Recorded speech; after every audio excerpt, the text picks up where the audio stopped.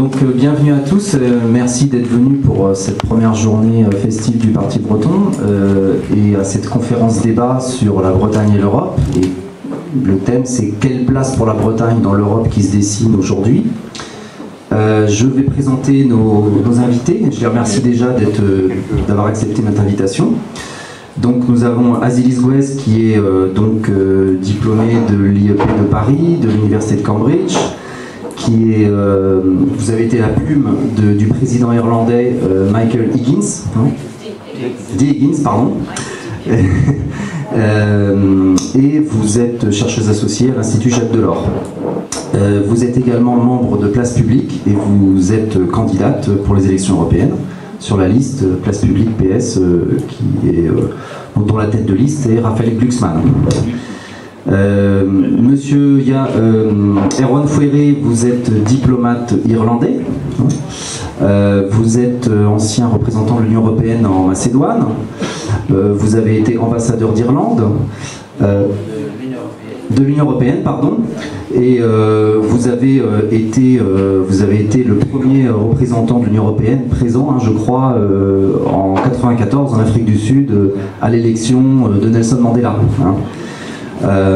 Voilà, donc Yves Gernigon, vous êtes chef d'entreprise, président du Parti fédéraliste européen et vous êtes tête de liste pour ces élections européennes pour la liste du Parti fédéraliste européen où le Parti breton est aussi présent. Voilà. Donc pour démarrer ce débat, on va parler, on a pris plusieurs axes de réflexion. On va commencer par le Brexit. Et puis on va aussi parler de l'évolution institutionnelle qui peut être celle de l'Europe dans ces prochaines années, et puis de la place de la Bretagne dans l'Europe. Quelle place la Bretagne peut-elle trouver, quelle voix peut-elle avoir dans cette Europe qui se dessine. Alors pour commencer, concernant le Brexit, le Royaume-Uni a décidé de quitter l'Union européenne. C'est pas encore acté, Theresa May a bénéficié d'un délai, mais cette sortie semble inéluctable. Alors avant de parler de la Bretagne, j'ai envie de vous poser une question sur l'Irlande, puisqu'on a deux Irlandais ou quasi-Irlandais présents aujourd'hui, puisque l'Irlande est juste à côté, et de la Bretagne, et de la petite Bretagne, et de la grande. Donc, est-ce que c'est une bonne nouvelle pour l'Irlande que le Royaume-Uni veuille quitter l'Union européenne? Alors, madame. Alors, est-ce que c'est une bonne nouvelle? Je ne vais pas répondre directement à cette question, mais pour les Irlandais, ça a été un coup de tonnerre. Vraiment, ça a été accueilli comme un désastre, comme une nouvelle désastreuse. Pour moi, qui ne suis pas irlandaise, je ferai deux remarques. D'abord, ce qui a été absolument choquant pendant le débat pré-référendaire au Royaume-Uni, c'est que l'Irlande n'a pas du tout été au cœur des discussions. Les Britanniques ont beaucoup parlé de l'Écosse et très curieusement, et c'est très grave, ils ne se sont pas du tout appesantis sur ce qui allait se passer pour l'Irlande du Nord, et on a très peu parlé du problème de la frontière qui est en fait le problème insoluble au cœur du Brexit, puisque on ne peut pas faire passer la frontière entre le nord et le sud de l'île. Donc ça, c'est le fruit de l'accord du Vendredi Saint, qui a été l'accord du processus de paix en Irlande. Et puis aussi parce que ceux qu'on appelle les nationalistes irlandais, donc pour faire vite, les catholiques, représentés par le parti Sinn Féin, pour ce qui est des nationalistes, et puis par les nationalistes plus modérés du SDLP, sont contre cette idée d'un retour de la frontière. Mais on ne peut pas non plus faire passer cette frontière entre les deux îles, entre l'Est et l'Ouest, parce que là, ce sont les unionistes, donc les protestants d'Irlande du Nord, qui restent viscéralement attachés à la couronne britannique, qui ne veulent pas d'une frontière entre les deux îles. Donc on est vraiment dans une situation extrêmement compliquée. Et moi, ce qui m'a beaucoup frappé, c'est qu'en fait, on assiste en fait au retour de la question irlandaise au cœur du débat politique britannique. En fait, cette question irlandaise, elle a beaucoup travaillé, elle a été au cœur de nombreux débats depuis un siècle et demi, en fait, à Westminster, au Parlement britannique. Et puis, on l'avait un peu oublié avec l'intégration européenne. Et puis là, avec la perspective du reflux, elle surgit à nouveau. Et ce qui a surgi à nouveau aussi, c'est non pas la perspective, mais au moins la question de la réunification de l'île d'Irlande. Et lorsque je suis arrivée en Irlande, moi j'étais extrêmement frappée de voir que pour l'establishment irlandais, donc pour les responsables des principaux partis, donc Fianna Fáil et Fine Gael, cette question, on ne pouvait même pas la poser depuis 15 ans. Et puis là, de façon très spectaculaire, elle est de retour sur la table. Donc du point de vue de ce qu'était un peu le discours des Brexiteers, le renforcement de l'union entre donc, ces différentes parties, l'Angleterre, le Pays de Galles, l'Écosse et l'Irlande du Nord, le résultat est totalement contradictoire. Monsieur Foury. Oui, merci beaucoup. Donc je partage...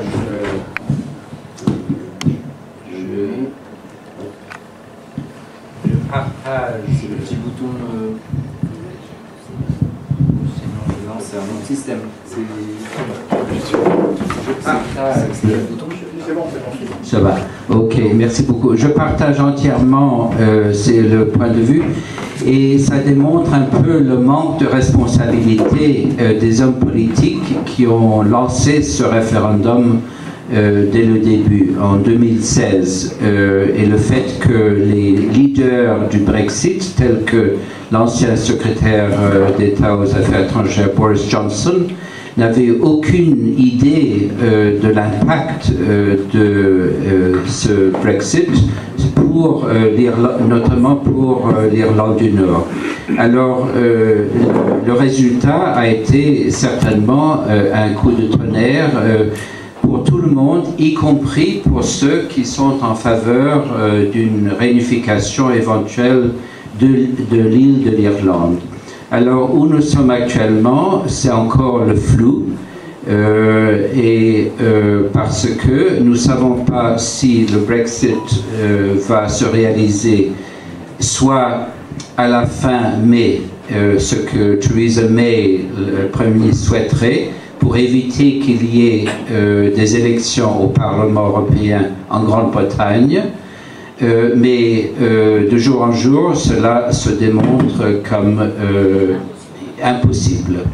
Donc la prochaine date, c'est le 31 octobre, une date qui avait été insistée notamment par le président Macron pour empêcher une contamination du Brexit pour le renouvellement des institutions européennes qui commencera le 1er novembre avec la nouvelle Commission européenne, un nouveau président de la Commission européenne, un nouveau président du Conseil européen, un nouveau représentant pour les affaires étrangères de l'Union, etc. Ça a l'air d'être, pour l'instant, la date un peu plus possible, mais on ne sait toujours pas encore. On ne sait pas encore même s'il y aura peut-être un deuxième référendum. Il y a une initiative populaire de 6 millions, signée par 6 millions de citoyens, mais pour l'instant, le gouvernement Theresa May rejette l'idée d'un autre référendum. Donc vraiment, malheureusement, ce cauchemar du Brexit, parce que c'est vraiment un cauchemar, continue et a affecté très sérieusement les discussions, soit au sein de l'Union européenne, mais surtout les discussions et l'avenir au sein de l'Irlande. Et certainement, ce qui est important à souligner, c'est que grâce aux accords de paix de 1998, l'éventualité d'une réunification de l'Irlande est possible sur la base de consentement. c'est-à-dire par un référendum qui pourrait avoir lieu en Irlande du Nord pour voir si la majorité de la population souhaite la réunification. C'est une question qui devient de plus en plus discutée maintenant parce que malheureusement ça risque d'être une des conséquences si le Brexit se réalise. Il ne faut pas oublier qu'une petite majorité, pas grande mais petite, plus petite qu'en Écosse, avait voté dans le référendum 2016 de rester dans l'Union européenne. Donc, il y a une majorité de population en Irlande du Nord qui souhaite rester dans l'Europe. Il y a évidemment des questions financières qui ne sont pas petites. La Grande-Bretagne subside l'Irlande du Nord de l'ordre de 10 milliards par an pour l'économie, parce que l'économie est toujours assez faible malgré le fait qu'il y a une augmentation d'investissement après les accords de paix. Mais donc, si jamais il y avait une réunification, cela impliquerait des conséquences économiques importante pour Dublin.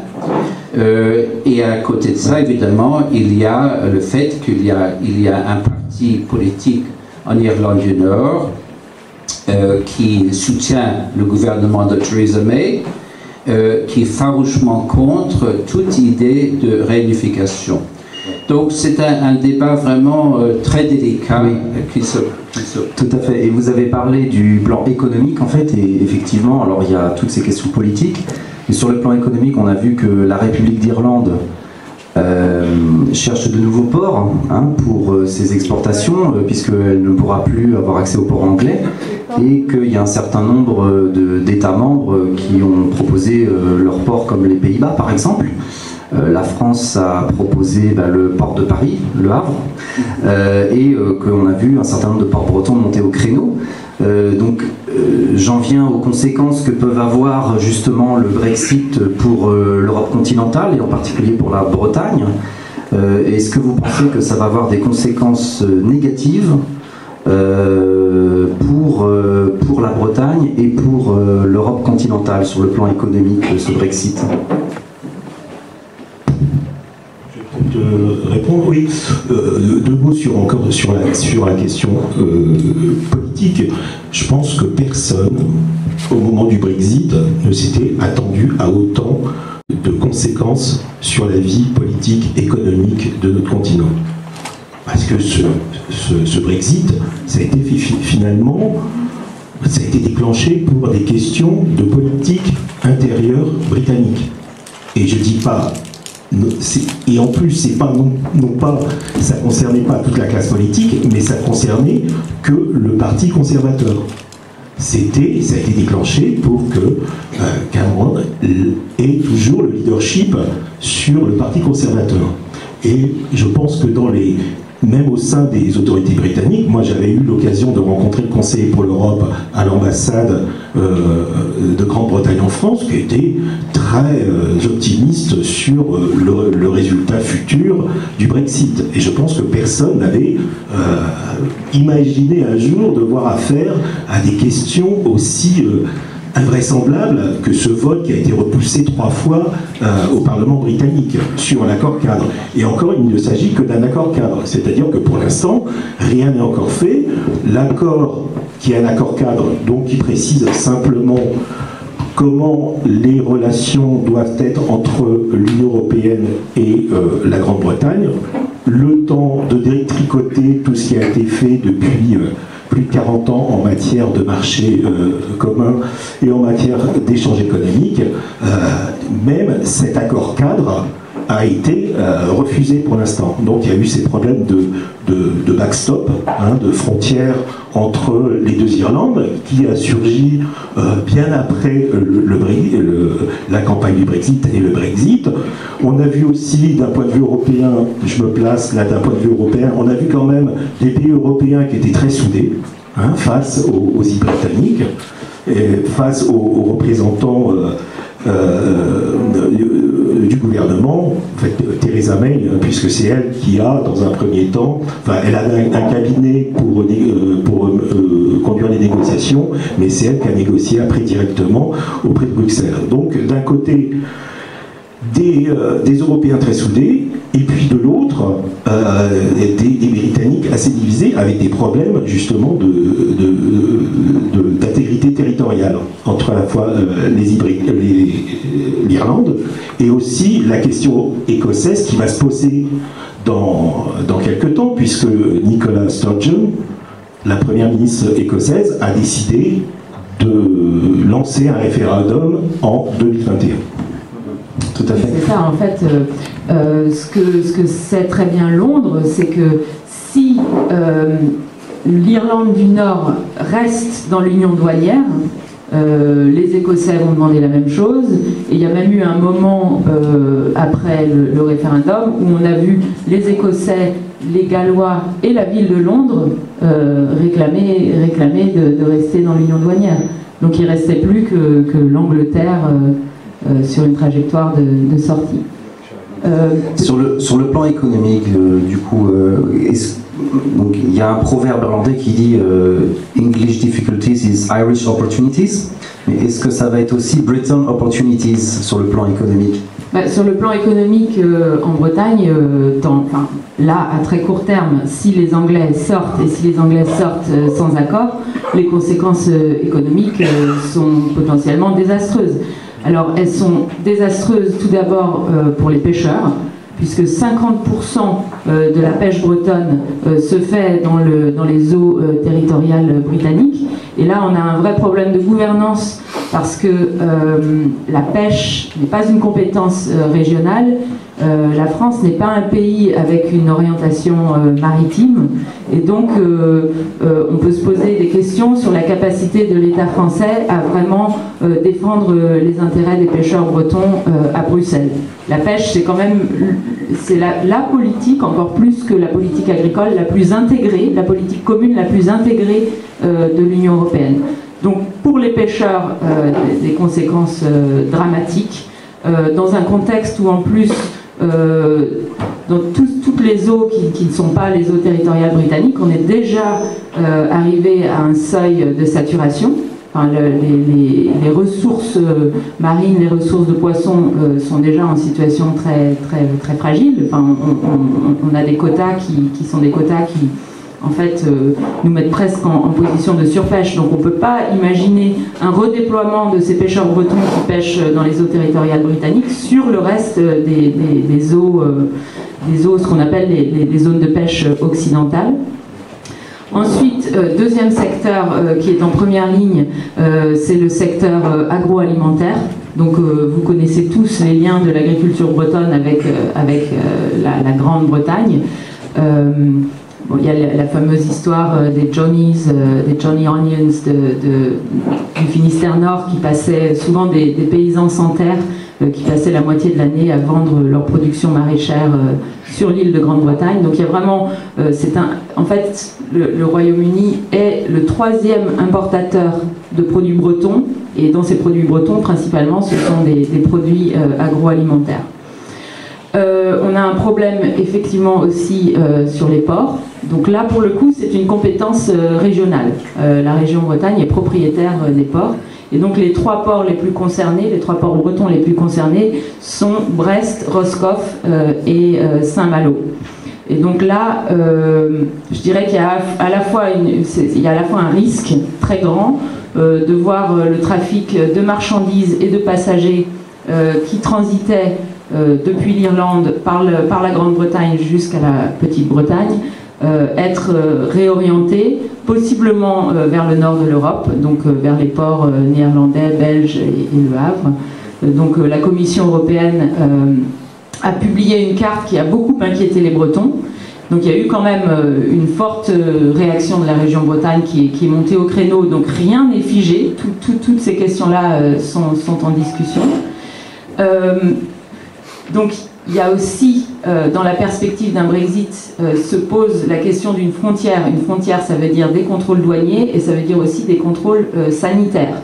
Donc ça implique de mettre ces ports bretons à niveau. Pour l'instant, on n'a pas les infrastructures nécessaires pour un durcissement des formalités de passage de frontières. Et le risque, il est aussi sur le plan écologique.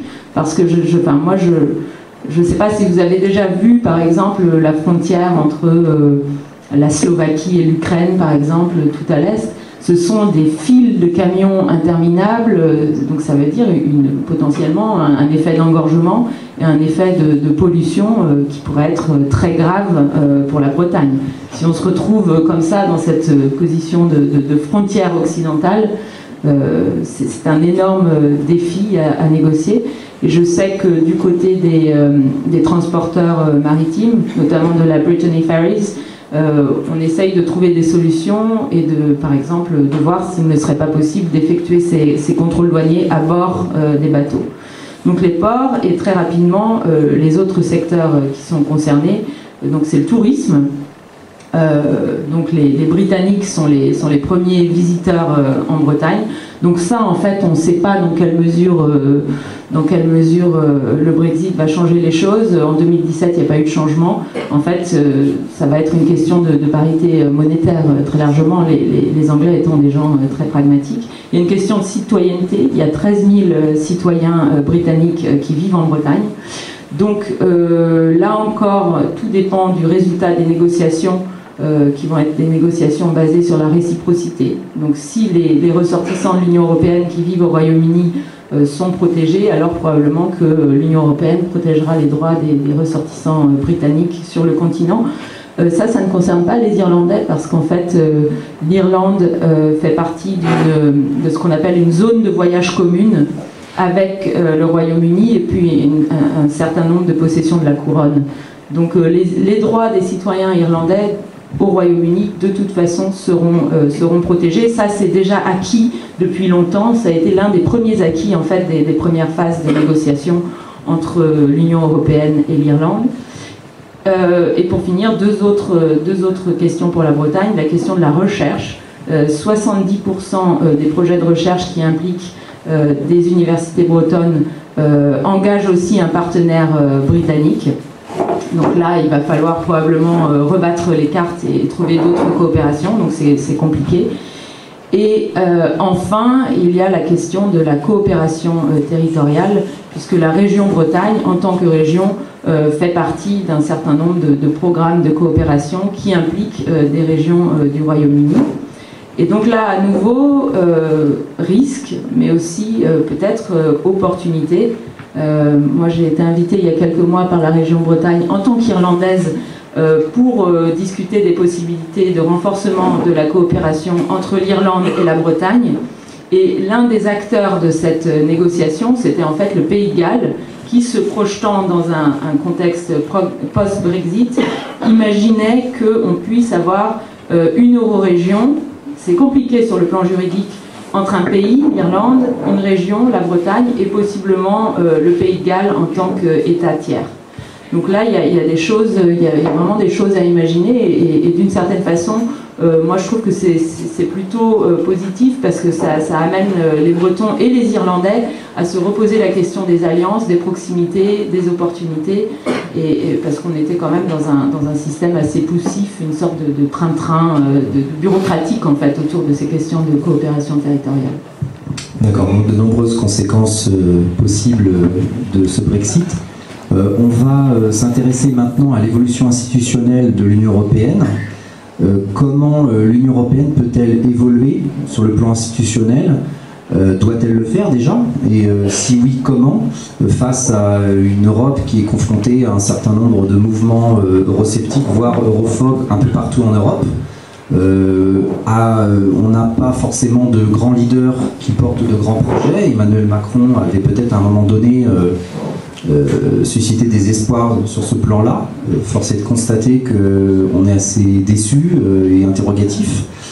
Donc, comment, à votre avis, je me tourne vers vous, Yves Rigon, l'Europe doit-elle évoluer si elle veut continuer à avancer et à progresser?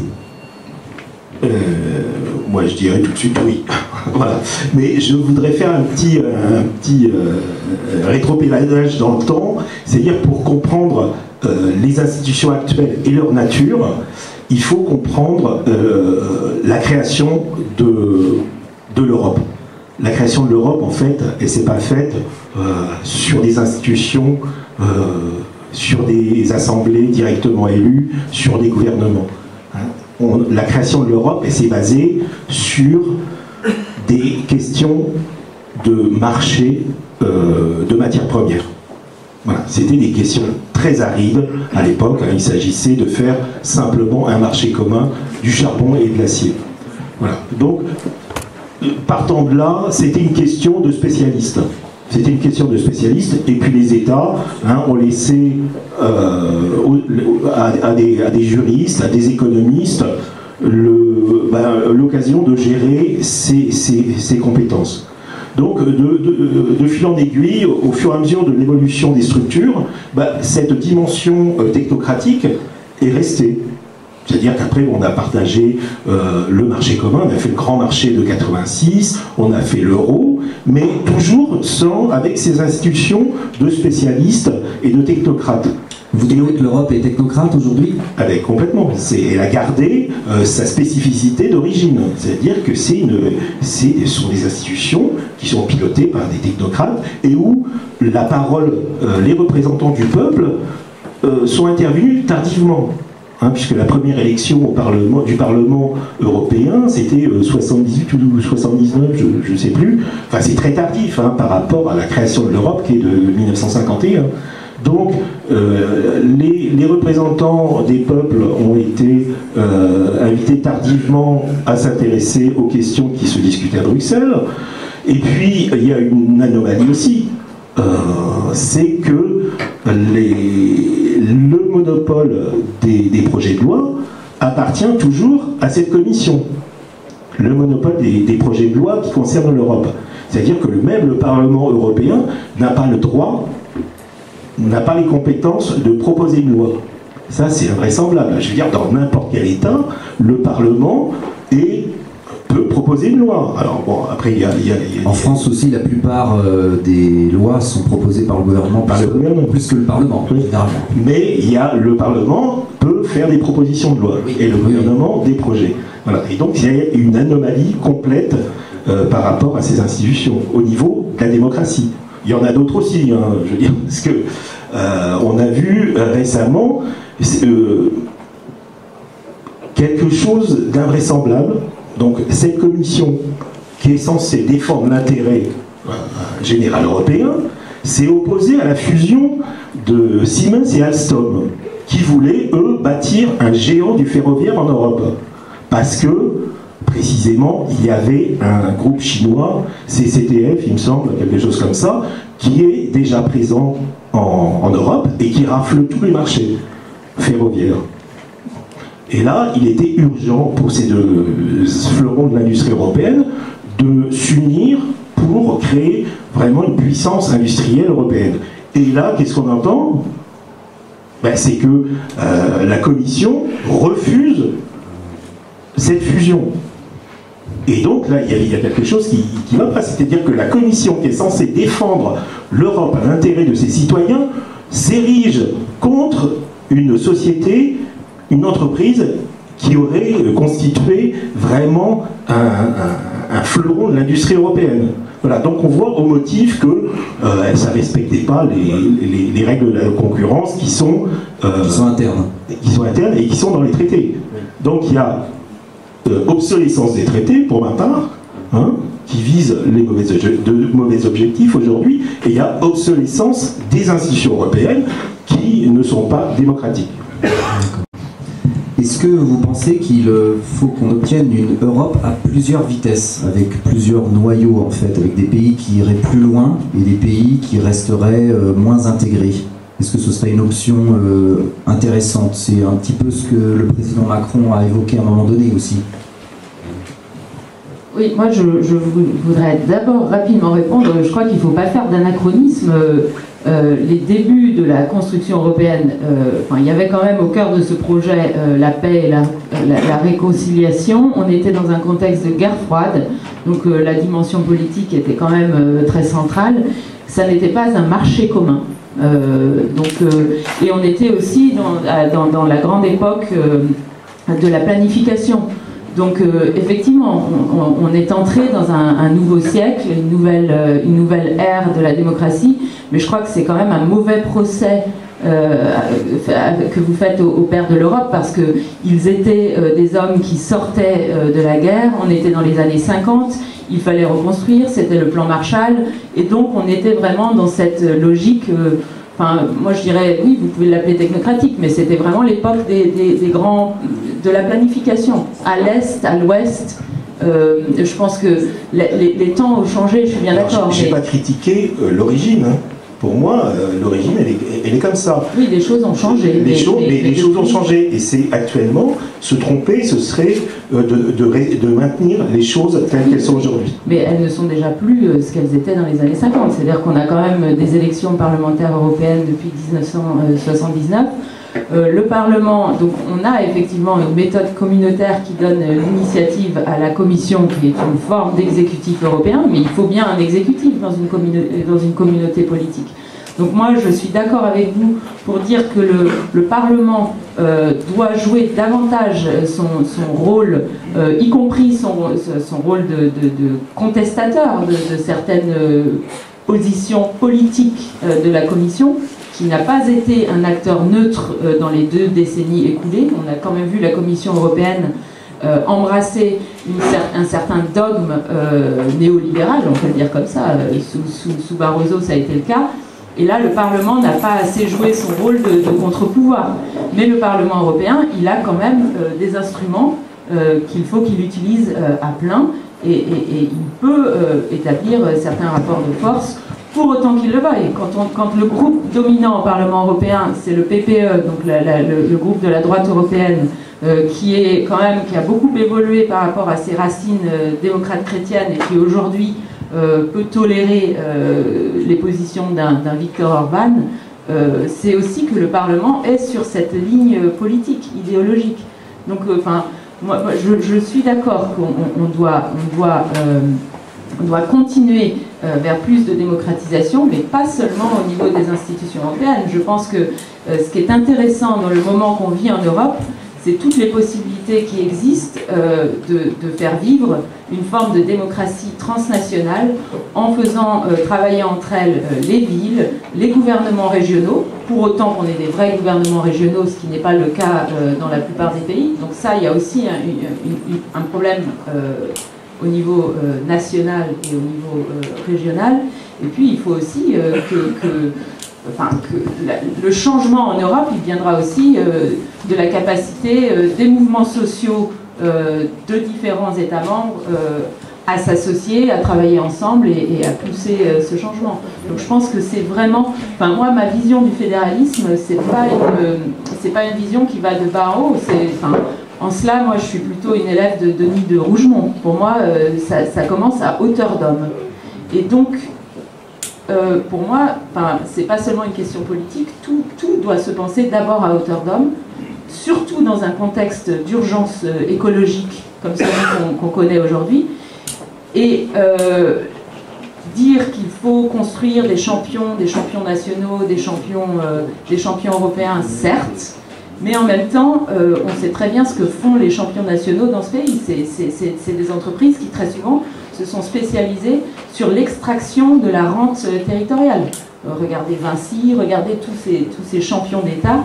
Donc moi, je pense qu'il faut repenser un modèle à partir du niveau local, du niveau municipal, et qu'il faut faire, et remonter jusqu'au niveau européen. Et à mon avis, de toute façon, c'est seulement ainsi qu'on pourra rétablir la confiance entre citoyens et institutions, citoyens et choses communes. Silence sur les... Oui, monsieur Jarnigon. Oui, sinon, sur l'Europe des cercles concentriques, c'est vrai que je pense que c'est une excellente question. Ben oui, On n'y a pas répondu, donc mais je vais le faire. On peut y répondre avant. Je vais le faire très, très rapidement. Moi, je pense que c'est une évidence, puisqu'aujourd'hui, on pense une Europe à 28. Or, il y a quand même quelques dysfonctionnements, notamment s'agissant du dumping social. Oui. Puisqu'une Europe à 28, on a à la fois dans cet espace social et économique, on a la France, on a l'Italie, on a l'Allemagne, et on a aussi des pays de l'Europe de l'Est comme la Roumanie ou la Bulgarie, qui n'ont pas les mêmes. On avait surtout les Anglais. Oui, mais bon, je pense qu'aussi, d'un point de vue de la protection sociale, les Anglais l'ont inventé d'ailleurs. Donc voilà. Oui. Mais voilà, on a quand même des différences de protection sociale entre ces deux pays. Voilà, donc le fait d'avoir un marché unique, une liberté de circulation des travailleurs et cette fameuse directive travailleurs détachés, je crois que c'est une très mauvaise chose dans une Europe à 28. Parce que, alors, bon, les technos de Bruxelles nous ont pensé cette directive en disant que, voilà, on va faire la liberté de circulation des travailleurs au sein de l'Union européenne, et puis finalement, de fil en aiguille, il y aura un rattrapage des pays de l'Est, les derniers arrivés, qui sont un peu plus pauvres, il y aura un rattrapage, et puis tout se passera bien. Sauf que c'est pas ce qui se passe aujourd'hui. Le rattrapage social, le rattrapage économique n'est pas encore là. Et je pense pas qu'il sera là tout de suite. Voilà. Et donc vous avez aujourd'hui un phénomène qui s'appelle les travailleurs détachés, où si vous êtes, c'est-à-dire un travailleur détaché, c'est un travailleur d'un État qui va travailler dans un autre État. Voilà. C'est le principe hyper basique. Sauf que si vous êtes, venez d'un État d'Europe de l'Ouest, si vous êtes ingénieur, si vous êtes banquier, financier, vous avez les meilleures opportunités partout en Europe. Vous allez travailler à Francfort, vous allez travailler chez BMW en Bavière, tout va bien pour vous, c'est une mobilité, vous êtes gagnant. Maintenant, si vous êtes artisan, si vous êtes routier dans ces mêmes pays, donc des classes un peu plus moins favorisées, et bien vous payez l'arrivée de travailleurs d'Europe de l'Est qui vont vous concurrencer dans votre métier. Et ça, c'est un vrai problème. Et qui vont jouer sur le dumping social. Donc je ne pense pas... Non, Monsieur Fouret, vous n'êtes pas d'accord? Vous avez... prenez le micro.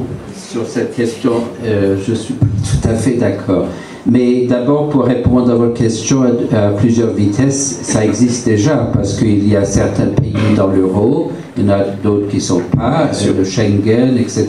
Donc ça existe, et à mon avis, au fur et à mesure que l'Union va recevoir ou accueillir d'autres États membres, notamment nouveaux États membres, notamment les pays des Balkans, qui font partie de l'Europe, cette Europe à plusieurs vitesses va continuer, mais ça ne doit pas pour autant undermine,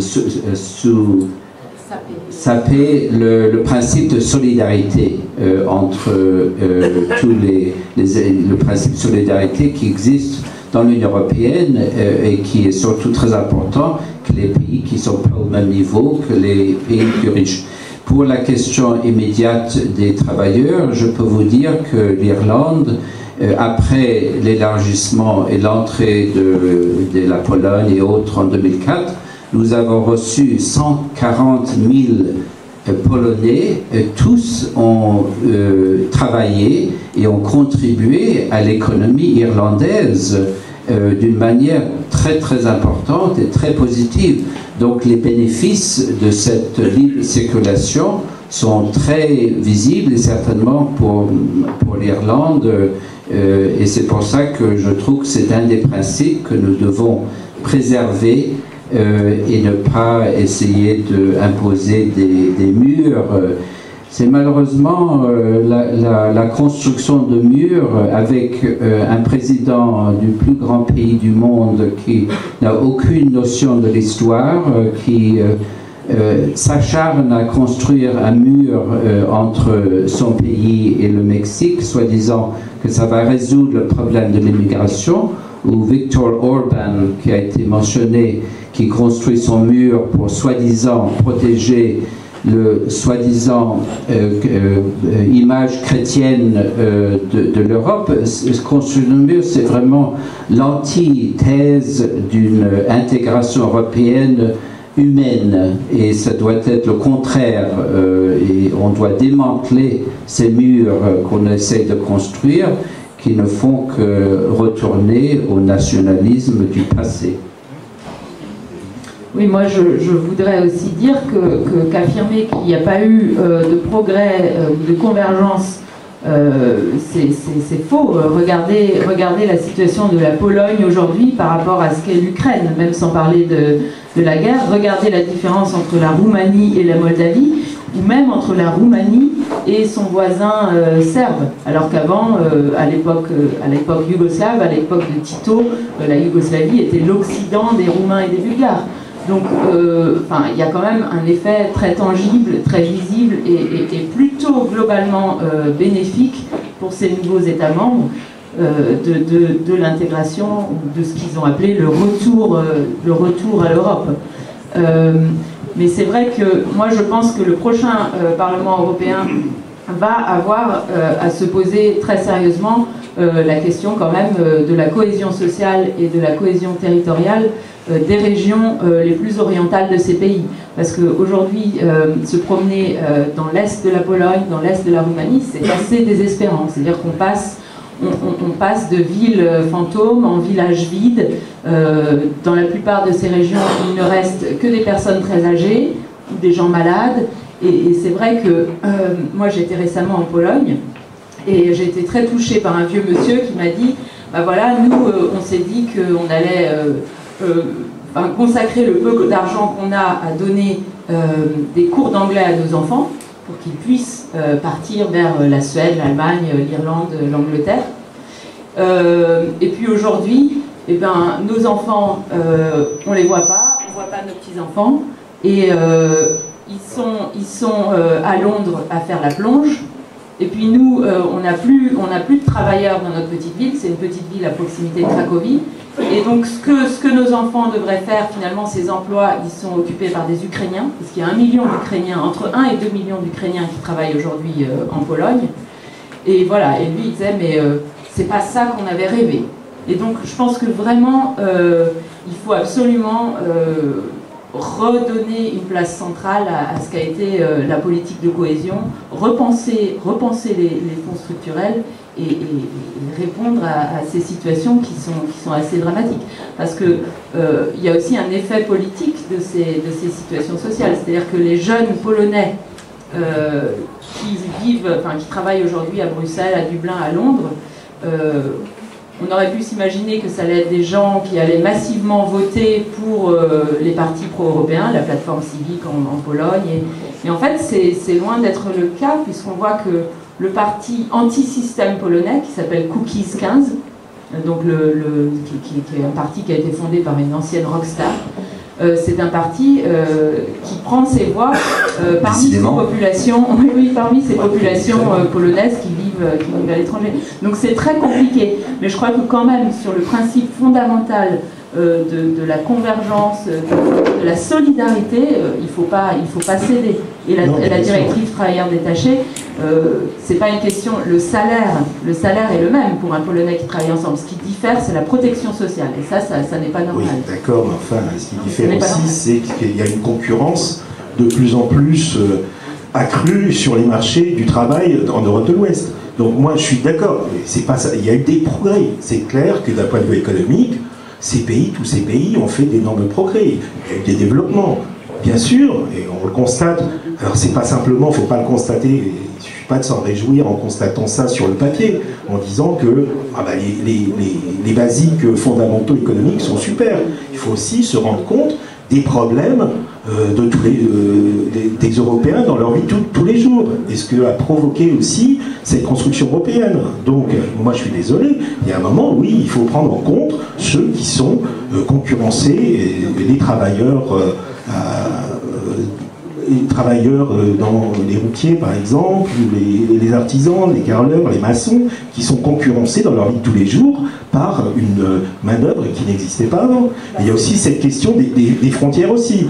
Donc on a laissé Schengen, ça c'est super, tout le monde peut se balader au cœur de l'Europe, hein.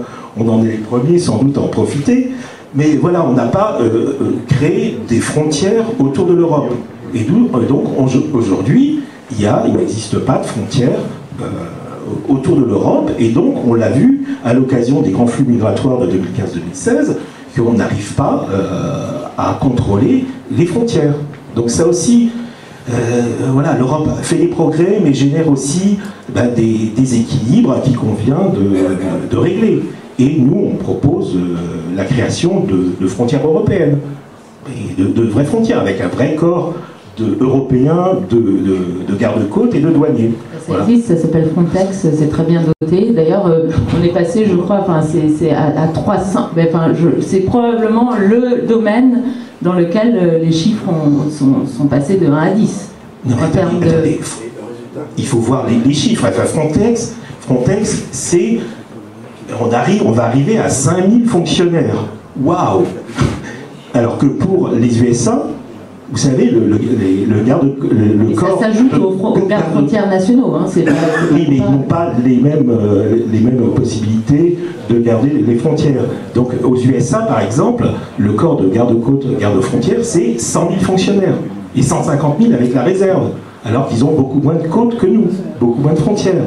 Donc il faut mettre les choses en perspective. Et nous, on a 5000 malheureux fonctionnaires coordonnés par Frontex, qui est peut-être sans doute qui va être un corps qui va devenir permanent, ça il faut s'en réjouir, mais je vais dire les moyens sont dérisoires par rapport à la question de la surveillance des frontières européennes. Mais enfin, moi je trouve quand même que là, ce que vous venez de faire, d'abord sur les travailleurs d'Europe de l'Est, c'est nous rejouer le numéro du plombier polonais. Je suis désolée, mais en France, les Polonais sont venus travailler en général dans des secteurs où il y avait besoin de manœuvre, souvent comme saisonniers agricoles. Dans l'Est de la France, ils ont beaucoup travaillé dans le secteur forestier. En France, on a ouvert secteur par secteur le marché du travail à l'arrivée des Polonais. En Irlande, ça n'a pas été le cas, mais en Irlande, il y avait besoin de travailleurs. Et en Irlande, l'arrivée de 200 000 Polonais, ça n'a pas fait augmenter le chômage, ça n'a pas fait... On est sur des taux de chômage de moins de 5%. Donc, il faut... Je ne sais pas de quel spectre vous êtes en train d'agiter, mais moi, ce que je trouve plus préoccupant, c'est effectivement la situation dans le secteur routier. Je crois qu'il faut être précis, parce que ça a été exclu de la réforme sur les travailleurs détachés, c'est vrai. Donc c'est un gros trou dans le bouclier social que nous avait vendu le président Macron. Mais après, il y a des tas de secteurs dans lesquels ça se passe très bien. Et globalement, on ne peut pas dire que ces travailleurs d'Europe de l'Est mettent les marchés du travail de l'Ouest en péril. Mais quand même, quand on voit le taux de chômage en France, qui n'arrive pas à descendre en dessous de 9%... Ça date d'avant l'élargissement européen, c'est 2004. C'est un problème qui vient des années 70. On se demande, oui, mais ça va pas, en tout cas, ça ne va pas le résoudre. Ça va être loin de le résoudre. Alors, donc, pour répondre à la question, finalement, oui, pour une Europe à plusieurs vitesses, une Europe des noyaux, hein, donc un noyau dur de pays aux caractéristiques économiques et sociales proches, et puis un autre noyau de pays partenaires, mais où il y aurait des différences de réglementation, et notamment les travailleurs détachés ne s'appliqueraient que, cette directive ne s'appliquerait que dans le noyau plus intégré. Alors on voit qu'il y a de nombreux enjeux en Europe, sur le plan économique, sur le plan de déplacement des populations, notamment dont vous avez parlé. Alors on va venir à la Bretagne justement dans notre troisième axe. Comment la Bretagne peut-elle s'y retrouver dans cette Europe-là? Comment peut-elle faire entendre sa voix? Est-ce qu'elle peut trouver une place qui lui permette justement de faire face à tous ces défis? Quelle réponse vous pouvez apporter à cette question pour que la Bretagne puisse défendre ses intérêts finalement, que ce soit politiques, économiques, sociaux, fiscaux, dans cette Europe qui est tiraillée par tellement d'enjeux finalement. Qui veut répondre? Je voudrais juste ajouter que, parce que sur la Bretagne, je suis sûr que mes collègues le connaissent beaucoup mieux que moi, que les derniers sondages qui ont été organisés au niveau européen, qui donnent quand même une assez bonne idée de l'état de l'opinion, les derniers sondages ont démontré un net croissement de l'opinion de ceux qui sont en faveur d'une plus grande intégration européenne et qu'une nette augmentation aussi de ceux qui estiment que l'intégration européenne apporte des bénéfices à leur propre pays. Et le plus haut pourcentage, c'est dans mon pays, en Irlande, 80% de la population est en faveur. Mais je voulais dire également que ceci n'implique pas qu'on devrait avoir une complaisance au niveau européen, parce que certainement, il y a cet énorme décalage entre les institutions européennes, le Parlement européen et les communautés locales. Et c'est là où il faut vraiment un travail énorme d'essayer de renforcer toutes les institutions qui existent au niveau européen, telles que le comité des régions, le comité économique, social, etc., mais aussi renforcer ce dialogue avec les régions en Europe, surtout dans des pays centralisateurs tels que la France. Et les communes, les communautés locales, c'est la dimension humaine qui doit vraiment compter pour que l'intégration européenne apporte des bénéfices à tous les citoyens. Et au niveau des régions, alors, donc au niveau régional, est-ce que la Bretagne peut trouver des solutions pour être présente au niveau européen sur ce plan-là?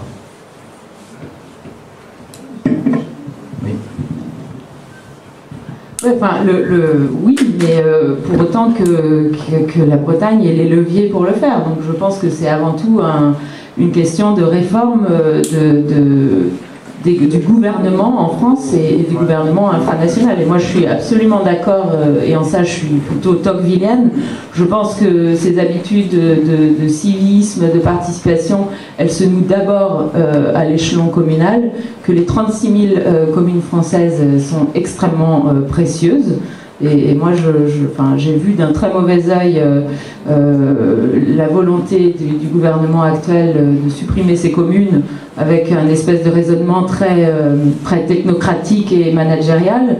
Je suis très soulagée que la Bretagne, en tant que telle, n'ait pas disparu dans la dernière réforme régionale française. Et je pense que, oui, non, ça aurait été... ça va pour moi vraiment à rebours du sens de l'histoire. D'éloigner encore les échelons de décision des citoyens. Donc il faut encore une fois partir de cet échelon communal. En Bretagne, je pense que l'échelon qui est pertinent ensuite, c'est probablement celui du pays. Tout dépend des territoires, mais en Bretagne c'est le cas. Ensuite la région. Mais ça, l'Europe n'y peut rien en fait. C'est un combat qu'il faut mener en France.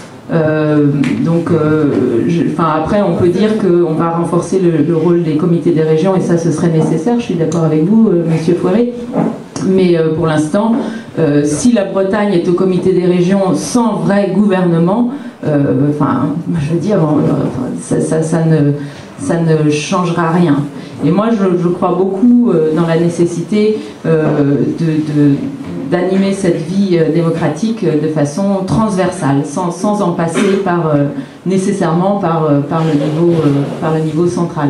Et pour ça, il faut des régions qui aient les moyens de leur politique. Donc il y a des situations très différentes à ce niveau-là, institutionnellement. Et là, au passage, l'Irlande est un pays extrêmement centralisé aussi. C'est-à-dire que... Oui. Non, c'est pas très grand, mais c'est un problème. Quand on vit dans une petite ville irlandaise, il n'y a pas de conseil municipal, donc les affaires se gèrent entre commerçants. Enfin, c'est la figure du notable, c'est le publican. Parfois, c'est un peu. Le seul changement, c'est que le prêtre ne joue pas aussi important rôle. D'accord. C'est vrai, mais en fait, ça, c'est probablement l'héritage de la colonisation en Irlande. C'est-à-dire ça a été complètement. Tout ce qui existait a été détruit. Et donc, l'Irlande est un pays extrêmement centralisé. Et il existe maintenant des sortes de régions, mais en fait qui n'ont aucune existence ni historique, ni symbolique, qui sont des échelons de gestion des fonds européens. Donc il y a un problème aussi beaucoup d'États membres ont quand même des régions assez fortes. Pas dans les anciennes, par exemple dans les anciens pays du bloc de l'Est. C'est aussi plutôt les pays d'Europe de l'Ouest. En fait. Ça dépend des cas. La Pologne a des régions fortes, des parlements régionaux, mais la situation est inégale. D'accord. Monsieur Girnigon, quelle place pour les régions alors dans l'Europe ? Alors, s'agissant des régions, on va parler de la dimension institutionnelle. Moi, il y a quelque chose que j'aimerais évoquer avec vous. C'est-à-dire que l'Europe, c'est pas uniquement le traité de Lisbonne, des institutions à Bruxelles, mais c'est aussi des chartes qui garantissent les droits fondamentaux. La liberté, l'égalité, et il y a une charte qui s'appelle la charte de défense des langues minoritaires et régionales. Et alors, ce qui est invraisemblable, c'est que la France a signé cette charte, mais elle n'a toujours pas ratifié. Et donc, ça empêche la reconnaissance des langues régionales dans notre auprès de nos propres institutions et dans notre propre texte. Donc moi, je trouve ça génial qu'on puisse avoir ce levier européen pour défendre les cultures régionales, pour défendre les langues régionales. Moi, je vais vous dire le fond de ma pensée, je suis pour la co-officialité des langues régionales, certaines langues régionales. C'est-à-dire, je suis pour la co-officialité du corse en Corse, je suis pour la co-officialité du breton en Bretagne.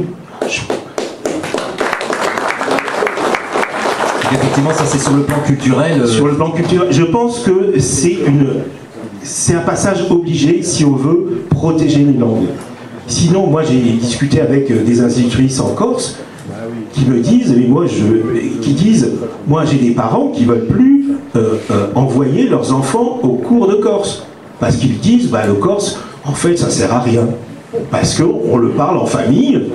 Oui, bon, c'est sympa, mais ils me disent, moi je préfère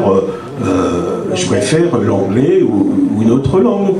Et ça, c'est la disparition programmée des langues régionales. Le seul moyen de les de les défendre, c'est qu'elles soient co-officielles. C'est que ça devienne une langue de l'administration. Mais je suis tout à fait d'accord avec vous à 100%. Malheureusement, c'est là où l'Union européenne fait défaut, pas à cause des institutions, mais à cause de l'approche de certains États membres. Et les conventions dont vous avez parlé sont très importantes, mais c'est le Conseil de l'Europe. Et donc, ce qui serait l'idéal, c'est que l'Union européenne devient partie intégrante en tant que, d'une manière juridique, à la Convention des droits de l'homme du Conseil de l'Europe. En ce moment, dans le traité de Lisbonne, il y a la charte des droits fondamentaux et tout ça, mais malheureusement, toute la question des langues nationales, des langues minoritaires, des ethnies et tout ça, n'a pas suffisamment de protection. Et c'est vraiment un grand dommage parce que ça enlève toute l'importance de l'Union européenne qui doit être le modèle pour défendre les langues minoritaires, etc. Et ce qui est assez contradictoire, c'est que dans les pays candidats pour adhérer à l'Union européenne, une des conditions que ces pays doivent respecter, c'est le respect des langues minoritaires et des ethnies. Et j'ai été confronté plusieurs fois dans des conférences ou pendant mon travail dans les pays Balkans par des étudiants qui disaient mais oui, mais regardez dans l'Union européenne, La France n'a pas ratifié les conventions. La Grèce ne reconnaît pas de minorité sur leur territoire, sauf un, qui en fait n'est pas une minorité, la communauté musulmane, selon la Convention de Lausanne de 1923. Donc l'Union européenne doit faire son homework, doit faire et c'est les États membres et la France. Pourquoi est-ce que la France continue à refuser de ratifier cette convention qui pourrait vraiment donner, rehausser cette importance de cette dimension humaine de l'intégration européenne et respecter les langues minoritaires? C'est ça le défi, c'est le crime à commettre peut-être. Il faut absolument qu'il y ait un changement de mentalité pour que nous permettre de reconnaître cela. Très bien. On va passer aux questions. Oui, ça a été dit, je voulais aussi rectifier la charte, c'est pas l'Union européenne, on disait l'Europe, monsieur Jardin, mais c'est effectivement le Conseil de l'Europe. Mais on peut imaginer plus de convergence entre ces deux institutions, et c'est vrai que le Conseil de l'Europe s'est constitué sur ces questions de culture, d'état de droit, beaucoup plus. En même temps, c'est une institution qui a d'autres problèmes, parce qu'il y en a aussi des pays comme la Russie, comme la Turquie, qui en sont membres. Mais je voulais ajouter que c'est pas suffisant. Je pense que si on arrive, et je le souhaite, à faire reconnaître les langues minoritaires comme langues officielles, elles n'en seront pas sauvées pour autant. Et ça, l'Irlande, le cas de l'Irlande le montre bien. C'est-à-dire que la Constitution irlandaise reconnaît comme première langue officielle l'irlandais, comme seconde langue officielle l'anglais, et c'est pas ça qui fait vivre l'irlandais. C'est beaucoup plus compliqué de faire revivre une petite langue qui est arrivée à un seuil très très critique. Il faudrait bien plus que la reconnaissance officielle. Mais il faut une politique. Parce que moi, j'ai le sentiment qu'on va finir par l'obtenir quand ce sera trop tard. Oui. Donc, il ne faut pas se focaliser sur. Plutôt serait mieux quand même. Hein. Oui, mais c'est pas ça qui Disons va. que c'est un cadre juridique. C'est pas ça c'est pas ça qui fait battre, qui fait revivre une langue, Oui. qui fait. C'est nécessaire. Voilà. Mais c'est plus une question de symbole. Si ensuite il n'y a pas les moyens. Et en Irlande, c'est extrêmement compliqué de renverser. Même moi, j'habite par exemple dans une région irlandophone, donc mes enfants sont scolarisés en langue irlandaise. Donc j'habite dans un Gaeltacht, tout à l'ouest, sur une péninsule. Donc il reste des endroits comme ça en Irlande. Mais dès qu'on sort de cette péninsule, on n'entend plus l'irlandais. Et pourtant, c'est la langue officielle. Et je peux vous dire que le président irlandais, Michael D. Higgins, qui vient de Galway, est quelqu'un qui a beaucoup porté cette cause de la langue gaélique, de la langue irlandaise. Comme ministre de la Culture, c'est lui qui a obtenu, par exemple, il a fait beaucoup pour une télé en langue irlandaise, pour une radio en langue irlandaise. Et sur chaque discours, on doit se battre pour qu'il puisse dire pour que les premiers paragraphes soient en irlandais. Et même lorsqu'il va s'adresser à une communauté irlandophone, donc sur une île ou dans un Gaeltacht de l'ouest de l'Irlande, le département donc du Premier ministre, en général, on doit vraiment insister pour qu'ils nous envoient le matériel nécessaire en langue irlandaise, parce qu'ils ont tendance à trouver que tout ça est une complication inutile dans un monde où ce qui compte, c'est l'efficacité. C'est un combat constant. Ça change un peu. Ouais, très bien, merci. On va passer maintenant aux questions. Je suppose que le public a des questions. Ensuite, Jean-Pierre Levesque nous fera une démonstration sur un outil européen qui est le Minority Safe Pack pour la défense des minorités nationales en Europe. Ensuite Brogos, et puis ensuite je peux déjà donner quelques infos pour la suite pour cet après-midi. Donc vous avez les stands, et on aura aussi, faut pas que j'oublie de le dire, à 15h, on n'a pas parlé de défense, on ne peut pas aborder tous les sujets, mais c'est vrai que c'est très vaste. On va pouvoir continuer le débat après si vous voulez, entre nous, mais vers 15h on aura donc une intervention de Thierry Gigourel, scénariste de bande dessinée, sur l'histoire de la Bretagne dans la bande dessinée aussi, qui sera ici. Donc si vous voulez, vous pourrez revenir écouter ça. Alors on va commencer les questions. Émile, mon ancien ancien prof de breton.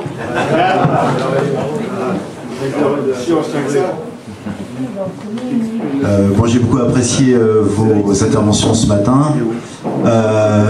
On a le président du Parti fédéraliste européen. Je pense qu'on a une sensibilité fédéraliste.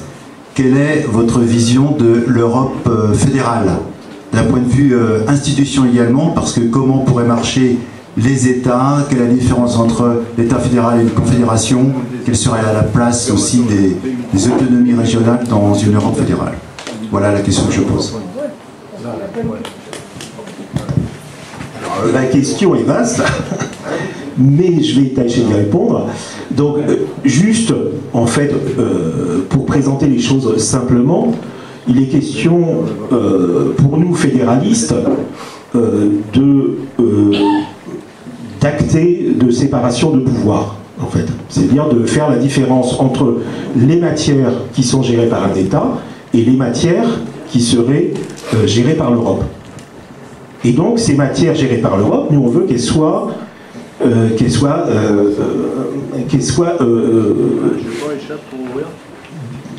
très faibles, quoi.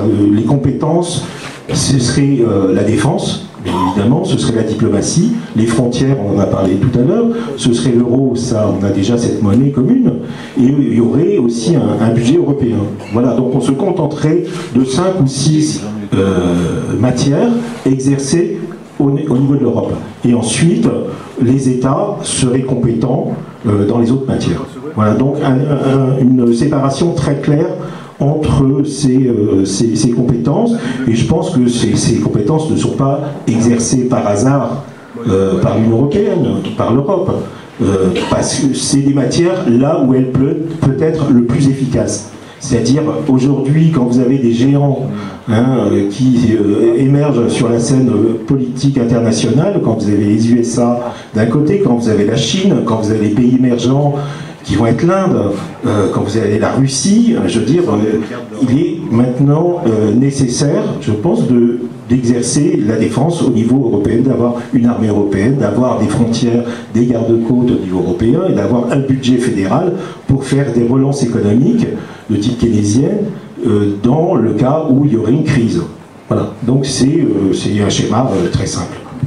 Quand j'étais mon dernier voyage en Bretagne, fin janvier, j'ai par hasard mis la télévision, et c'était un des débats publics suite à la crise des Gilets jaunes. Et il y avait le Premier ministre qui, après plusieurs heures de débat, a pris la parole, et pendant son discours de réponse, il a dit une phrase sur la question de l'organisation de l'État, et qu'un système fédéral ne marchera pas en France. Et personne lui a posé la question pourquoi.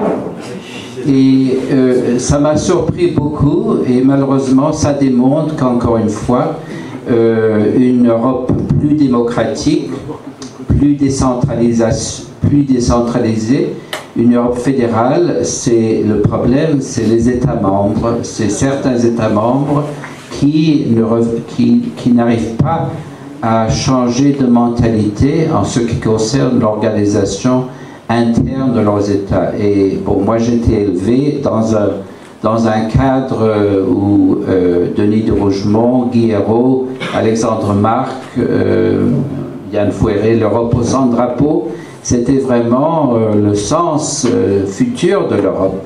Et ça reste toujours pour moi l'objectif auquel nous devons lutter à chaque moment. Sinon, sur l'autre partie de la question, je termine. On aurait fini. Sur l'autre partie de la question, c'est-à-dire que, bien évidemment, si on peut transférer des compétences à l'Europe, ça marche aussi dans le sens inverse. C'est qu'on peut transférer des compétences aux régions.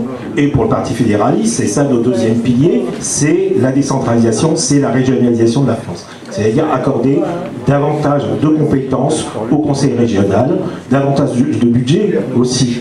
Et carrément des gouvernements régionaux, avec une compétence réglementaire. Voilà, mais on est dans ce schéma-là. D'autre part, et un budget, parce que pour faire un comparatif, vous allez être un peu donné, je pense, entre les différences budgétaires dans un État fédéral et dans un État centralisé. Le budget de la région Île-de-France, la plus grosse, la plus vaste de France, c'est 4,5 milliards d'euros. Alors que la Rhénanie-Westphalie, la plus grosse d'Allemagne, c'est 74 milliards d'euros. Donc là, il n'y a même pas, il n'y a pas photo, il n'y a pas les moyens nécessaires en France pour acter de véritables politiques économiques, dynamiques et de développement. Alors, Madame Gouès, vous vouliez dire un mot aussi?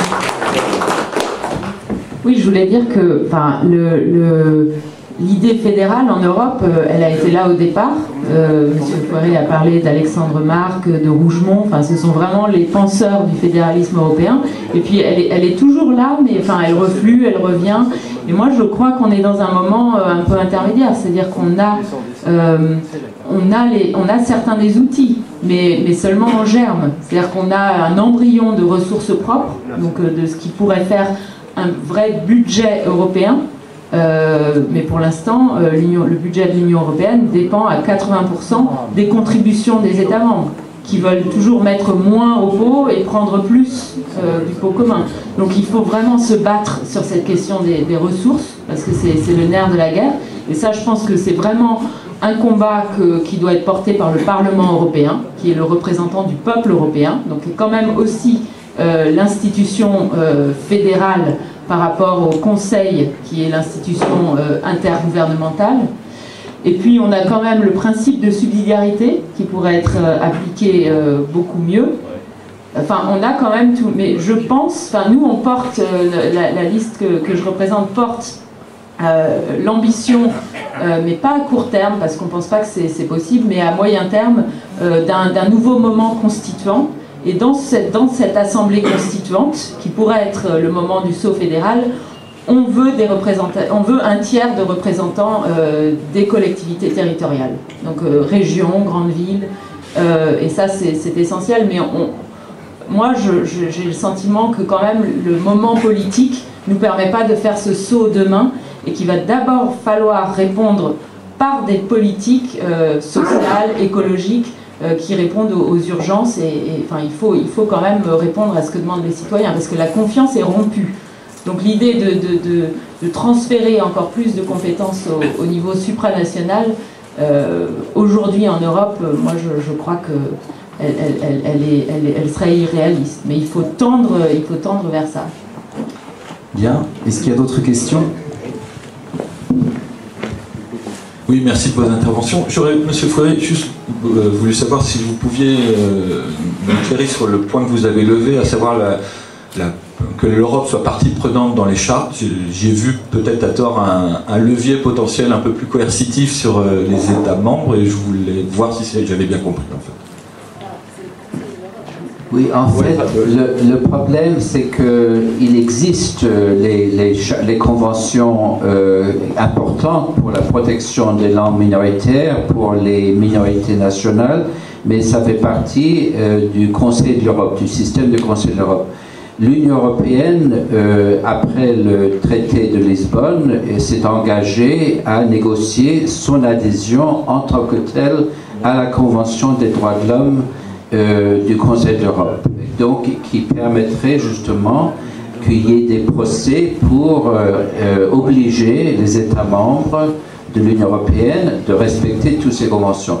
Mais malheureusement, cette négociation d'adhésion de l'Union européenne est toujours en cours, et donc c'est un travail énorme qui reste à faire, et qui pourrait être impulsé peut-être par les initiatives locales dont on va parler tout à l'heure, pour forcer les hommes politiques à prendre ces décisions. Bah, tu vas dire après.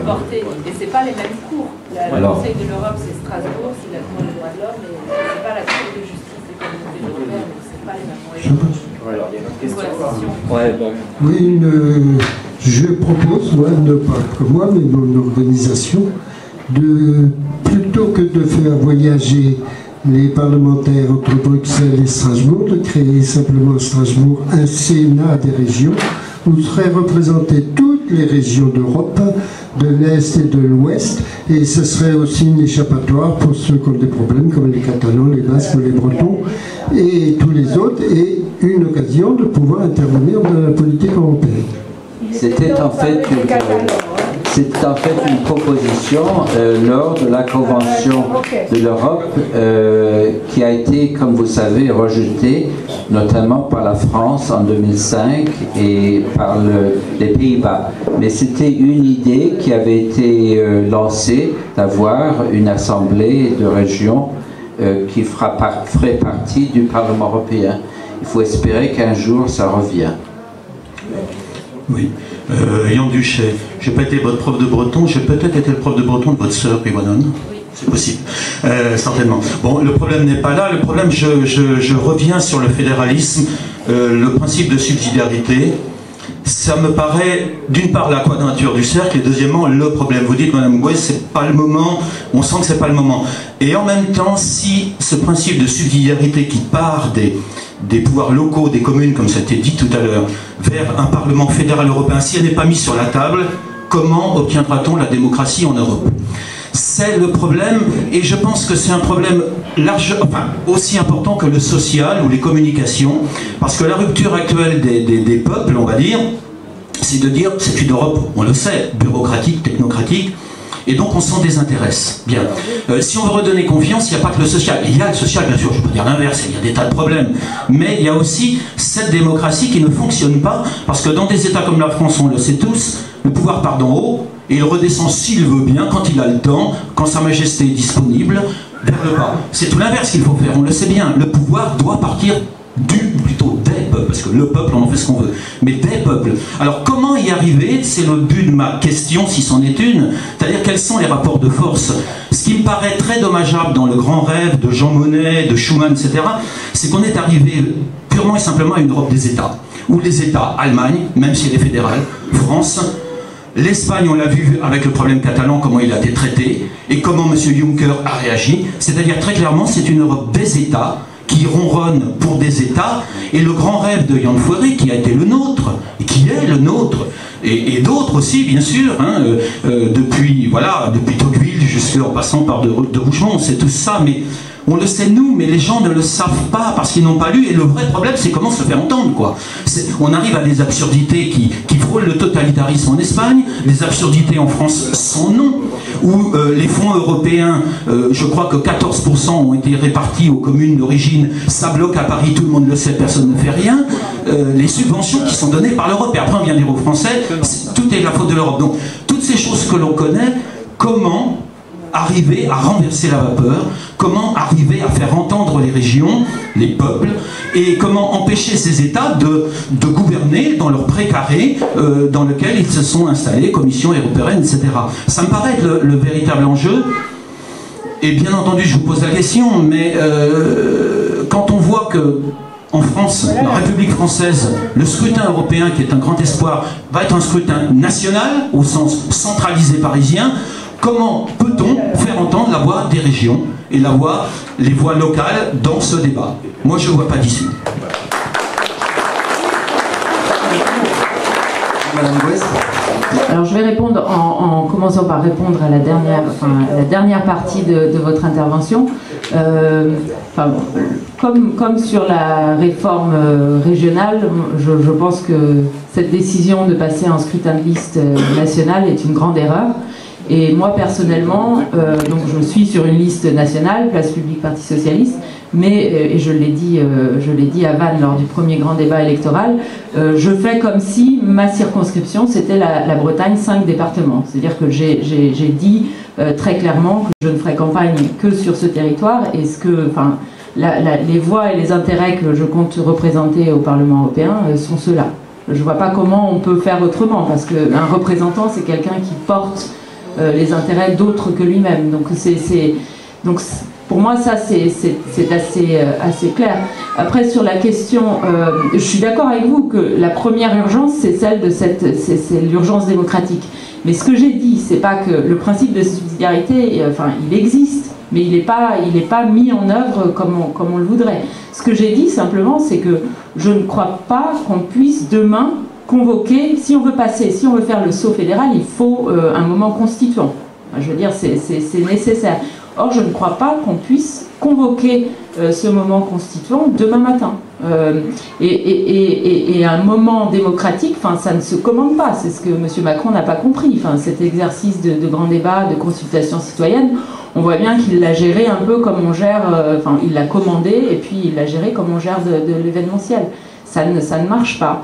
Donc moi, je pense que, moi je suis très attachée à l'idée fédérale, c'est un peu, c'est mon ADN politique. Mais je pense qu'il vaut mieux être capable de faire gagner cette idée en ayant les moyens d'établir les rapports de force nécessaires dans un Parlement européen qui va être assez fragmenté. Donc nous, moi je ne suis pas au Parti Socialiste, j'ai créé Place Publique avec l'idée justement de refaire de réancrer la politique dans les combats locaux, c'est ça qu'on porte. On a fait ce pari qui n'a pas été facile... qui n'a pas été facile pour le mouvement Place Publique d'accepter, mais que néanmoins, si on voulait faire gagner ces idées, il fallait avoir les moyens de le faire. Et au Parlement européen, le groupe social-démocrate, on en pense ce qu'on veut, il a eu ses égarements, mais là il est quand même, c'est quand même un groupe qui va être important, et c'est un groupe à partir duquel on va pouvoir nouer les alliances qu'il faut pour instaurer ces rapports de force. Donc c'est ce qu'on va entreprendre. C'est-à-dire si on était parti tout seul, on ne serait même pas en fait. On n'aurait même pas l'espoir d'être représenté. Okay. Donc c'est un choix pragmatique qui a ses limites. Mais par ailleurs, nous, on a aussi un comité territorial qui est au cœur de notre mouvement, qui est animé par Jo Spiegel, qui est un maire alsacien de la commune de Kigelsheim. Je ne sais pas si vous connaissez, mais c'est quelqu'un justement qui a été un des premiers maires de France à instaurer un système de démocratie participative dans sa commune. Ça a été un farouche opposant de la dissolution de la région Alsace au sein d'un espèce de Grand Est, voilà. Et voilà, il a créé une maison des citoyens qu'il consulte, c'est-à-dire c'est pas juste un espèce c'est pas juste un symbole, c'est-à-dire qu'il va prendre pas des instructions mais des idées et puis il va rendre des comptes devant ses citoyens. Et je pense qu'on peut imaginer ce genre nous on aimerait bien en fait faire essaimer ce genre de système. Alors Monsieur Jernigaud, vous voulez aussi répondre? Oui, pour répondre à monsieur, c'est vrai que le problème semble très complexe et a priori insoluble. Moi, je suis toujours optimiste, hein. Je le suis sur la sauvegarde des langues régionales, je le suis aussi sur la possibilité d'aller vers une structure fédérale en Europe. Pourquoi? Mais parce que je pense qu'il y a des changements profonds au sein de la pratique politique en Europe. Auparavant, les États en Europe, les États traitaient avec les institutions et vice-versa. Voilà, il y avait quelque chose, le lien était entre deux acteurs et il n'y avait pas d'autres interventions, il n'y avait pas d'autres acteurs. Aujourd'hui, la situation est différente. On voit, par exemple, à l'occasion de la crise catalane, qu'on a un leader catalan, Carles Puigdemont, qui s'est réfugié, entre guillemets, en Belgique. Et donc qui, de la Belgique, exerce un porte-parole de ses idées et qui sera candidat à partir de la Belgique sur une liste en Espagne pour les élections européennes. Voilà, donc les jeux politiques changent en Europe. Les modes de politique changent en Europe. Aujourd'hui, vous avez des partis, comme le Parti fédéraliste européen, qui se constituent à l'échelle européenne. Nous, on a un siège à Bruxelles et de différents représentants dans tous les pays de l'Union européenne. Vous voyez, il y a une transnationalité, il y a une européanisation de la pratique politique et qui, à terme, je pense profondément, va déboucher sur une opinion publique européenne. Et je pense que les changements vont être portés par cette opinion publique européenne, qui, quand vous allez sur les marchés, n'est pas anti-européenne, hein, pas du tout. Elles sont, l'opinion publique, les gens sont contre les institutions actuelles, sont contre certaines politiques mises en place par l'Europe.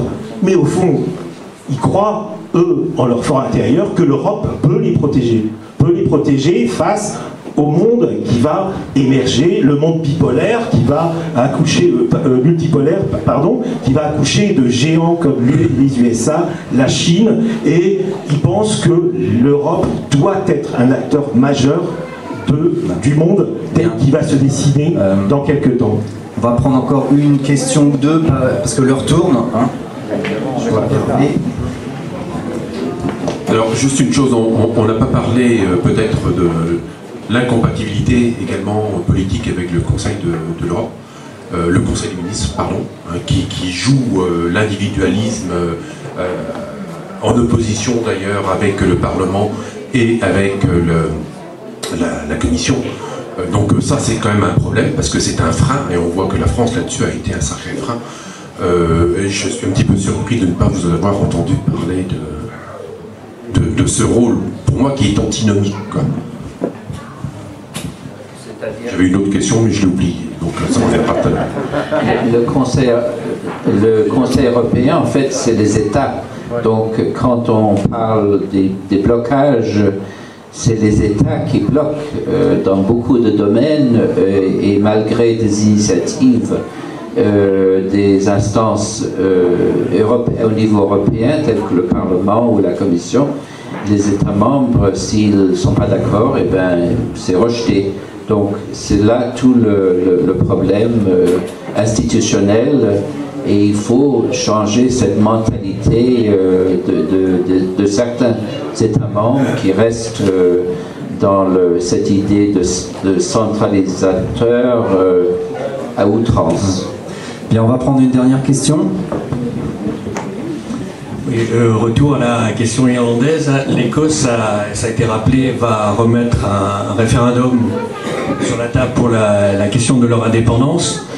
Entre la situation actuelle pour l'Irlande du Nord, le statu quo dans le Royaume-Uni et puis la réunification avec la République d'Irlande, est-ce que l'indépendance de l'Irlande du Nord serait une solution intermédiaire envisageable?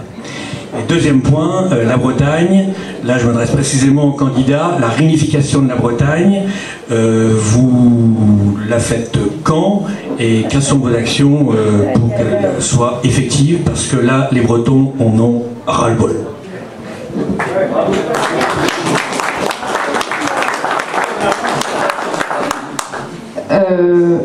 Je vais répondre aux deux questions. Le Conseil des ministres, enfin le Conseil européen, c'est vrai que c'est l'organe intergouvernemental et aujourd'hui, enfin, l'un des verrous qu'on a pour avancer, c'est la règle de l'unanimité, mais malheureusement, enfin, je crois qu'on ne voit pas le moment où un État membre abandonnera son droit de veto. Enfin, c'est vraiment le signe de la souveraineté par excellence et c'est certainement pas le... Comment ? C'est bien le nœud. C'est le nœud. C'est le nœud, mais personne n'a montré des signes de vouloir avancer dans cette direction. Et surtout pas la France. Européenne dans ce cas-là. Non, surtout pas. Surtout pas. On est dans un moment assez dangereux. Enfin, on est quand même dans un moment où on pourrait très bien avoir une destruction de ce que sont nos outils de coopération entre peuples européens. Donc moi je pense que non, le boycott c'est...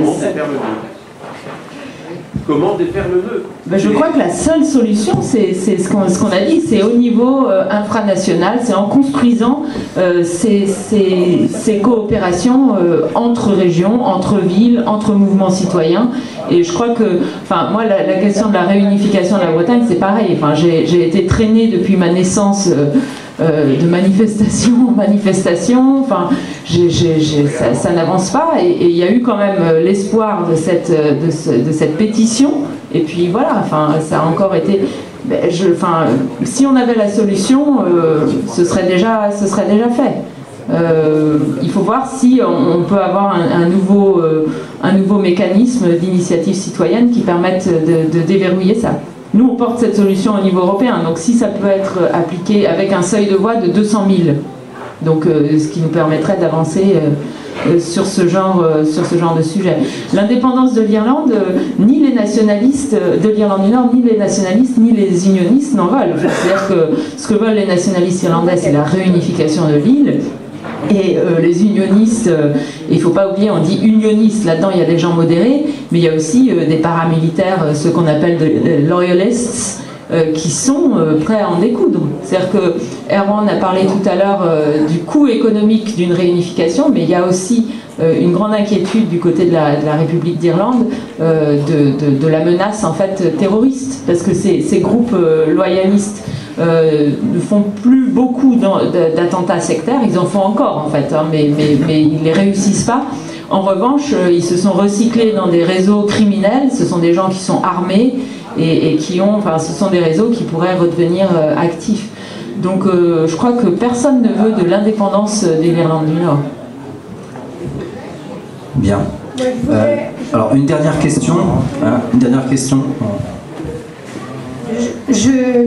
Ne pensez-vous pas que le plus grand danger pour la Bretagne vient de l'Europe, du fait que en ce moment, Madame Merkel, enfin l'Allemagne, pour protéger l'industrie automobile allemande, est prête à signer un traité économique avec les États-Unis qui permettrait l'importation de denrées alimentaires, enfin de ce qui ruinerait l'agriculture bretonne. Ah si, mais je suis absolument d'accord. En fait, nous, on demande d'une part un moratoire sur la signature de nouveaux accords commerciaux. Et c'est notamment en pensant aux éleveurs de l'Ouest, de Bretagne, et puis aussi des départements périphériques. Et puis on demande surtout que soit reconnue une exception agriculturelle, construite sur le modèle de l'exception culturelle. Je pense qu'on ne peut pas traiter l'agriculture comme tous les autres secteurs économiques, c'est trop important, et en plus c'est un secteur qui ne fera que gagner en importance dans ce nouveau siècle. Enfin, c'est quand même le fondement du combat écologique. Là. Le problème, c'est pas Madame Merkel, le problème, c'est le président Trump. Oui. Monsieur Jean, mais sinon, sur l'agriculture, moi je voudrais dire quelque chose de beau. Déjà, c'est au centre de programme. Et d'autre part, je voudrais faire une remarque, c'est qu'on critique souvent l'Europe sur les questions agricoles, mais on critique, on oublie les États. C'est-à-dire que les États, au niveau de l'application des directives, ont quand même une certaine marge de manœuvre. Et l'État français est très réglementaire sur le sujet. Hein. C'est-à-dire que par rapport, quand vous comparez les textes concernant l'agriculture en Allemagne, qui est un peu plus simple, par rapport au texte français qui est ultra compliqué et qui met des barrières partout, notamment en termes de production et de normes d'hygiène, etc., il y a vraiment une surréglementation en France qui est préjudiciable à notre agriculture. Donc ce sera un des combats qu'on mènera, particulièrement en Bretagne, puisque nous, on est fortement implanté en Bretagne, notamment avec notre représentant ici, Jean-Jacques Page. Hein, nous, on fonctionne de manière très décentralisée. Il n'y a pas de siège social à Paris. On a vraiment des délégués partout, dans toutes les régions d'Europe, dans les grandes villes. Et, chose très importante aussi, nous nouons des partenariats de confiance, de convergence politique avec des associations locales. Donc, nous avons ce partenariat avec le Parti breton, voilà, donc, voilà. Avec le Parti breton, et nous espérons faire une excellente campagne des européennes. Je pense que nous avons le même schéma en tête de ce que devrait être une Europe des régions pour plus de bonheur en fait pour ses citoyens. C'est tout simplement l'objectif de la politique, elle est là. Elle est vraiment le bien-être de chacun. Et aussi, on aura aussi d'autres partenariats, notamment en Alsace, hein, avec une association qui s'appelle Objectif Euro-Région Alsace. Très bien, merci à vous trois pour vos interventions très intéressantes. Du coup, je pense qu'on peut les applaudir. Hein, c'était très intéressant.